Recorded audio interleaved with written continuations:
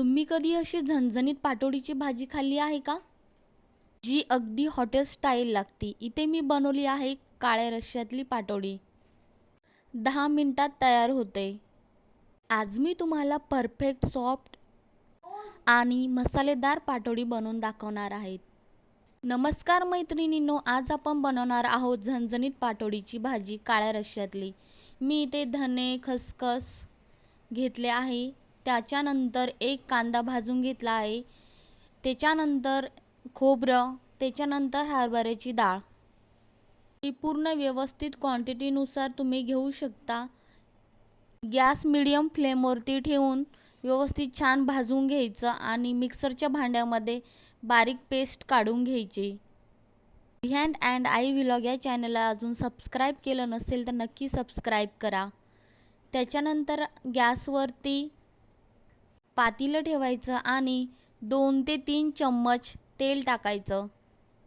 तर तुम्हाला अशा सोप्या आणि झणझणीत रेसिपी आवडत असतील तर चॅनलला सबस्क्राईब करा. अगोदर आपण इथे पाटोडीचा रस्सा बनवून घेणार आहोत. त्याच्यानंतर तेल छान गरम होऊ द्यायचं. आलं लसूणचं पेस्ट टाकायचं. छान सुगंध येईपर्यंत आलं लसूणचं पेस्ट छान परतून घ्यायचं. आलं लसणाची छान खमंग फोडणी बसली की भाजीलाही छान टेस्ट येते. त्याच्यानंतर लागणार आहे तिथे मसाले आपले लाल मिरची तिखट, एव्हरेजचं लाल तिखट, गरम मसाला, हळद आणि एक मी सिक्रेट मसाला घातला आहे इथे. तुम्हाला जर तो पाहिजे असेल तर तुम्ही मला कमेंटमध्ये नक्की सांगा. त्याच्यानंतर हे छान मसाले परतून घ्यायचे. मसाले छान परतून झाल्यानंतर धने, खसखस, खोबरं, हरभऱ्याची डाळ, कांदा याचं वाटण पूर्ण टाकायचं आणि छान 1 ते 2 मिनिटासाठी परतून घ्यायचं. गॅस मिडियम फ्लेमवरती ठेवायचा. मसाल्याला छान तेल सुटेपर्यंत परतून घ्यायचं जेणेकरून भाजीला छान टेस्ट येते. वाव, किती छान सुगंध येतोय. इथे बघू शकता आधी मसाल्याचा कलर कसा होता आणि 1 ते 2 मिनिटासाठी परतून घेतल्यानंतर इथे बघू शकता तुम्ही किती छान मसाला इथे आपला परफेक्ट तयार आहे भाजीसाठी. मसाल्याने छान तेल सोडलं आहे. त्याच्यानंतर तुम्ही क्वांटिटीनुसार पाणी घालू शकता. पाटोडी छान शिजण्यासाठी, सॉफ्ट होण्यासाठी अर्धा ग्लास एक्स्ट्राचं पाणी टाकायचं जेणेकरून पाटोडी याच्यामध्ये छान शिजेल.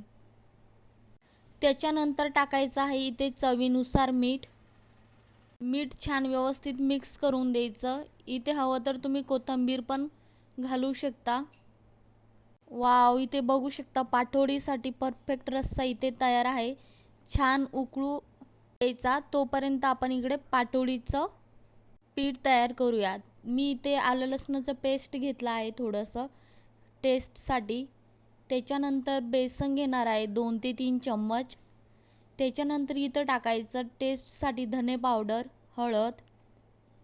धने पावडरनी छान टेस्ट येते. त्याच्यानंतर याच्यामध्ये थोडंसं मीठ घालायचं. हे छान व्यवस्थित मिक्स करून घ्यायचं. याच्यात तुम्ही हवं तर कोथिंबीर पण टाकू शकता. त्याच्यानंतर इथे बघू शकता आपल्या भाजीला इथे उकळी फुटली आहे आणि हाच रस्सा थोडासा घेऊन पाटोडी कणिक भिजवायचा आहे जेणेकरून पाटोडीला छान टेस्ट येते. इथे बघू शकता मी अशा प्रकारे थोडं थोडं घ्यायचं, जास्त घ्यायचं नाही. रस्सा थोडा थोडा टाकून छान घट्ट मळून घ्या. ते बघू शकता तुम्ही रस्सा गरम असल्यामुळे मी स्पूनच्या साहाय्याने थोडं थोडं घेऊन मिक्स करत आहे.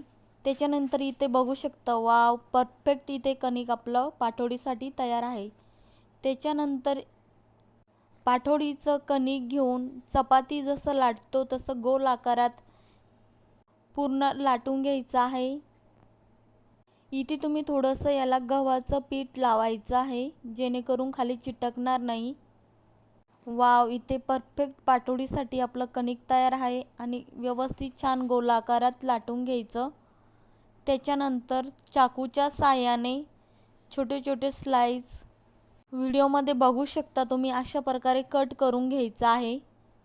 याच्यावर तुम्ही हवं तर खोबरं किस पण टाकू शकता लाटताना किंवा कोथिंबीर पण टाकू शकता. इथे बघू शकता तुम्ही रस्स्याला छान उकळ फुटली आहे.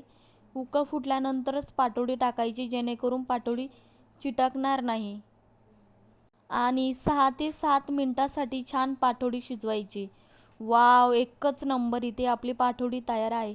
किती छान रस्सा तयार आहे, तुम्ही इथे बघू शकता. टेस्ट पण खूप छान आहे. जर ही तुम्हाला रेसिपी आवडली असेल तर व्हिडिओला लाईक करा आणि अशा सोप्या रेसिपीसाठी चॅनलला सबस्क्राईब करा.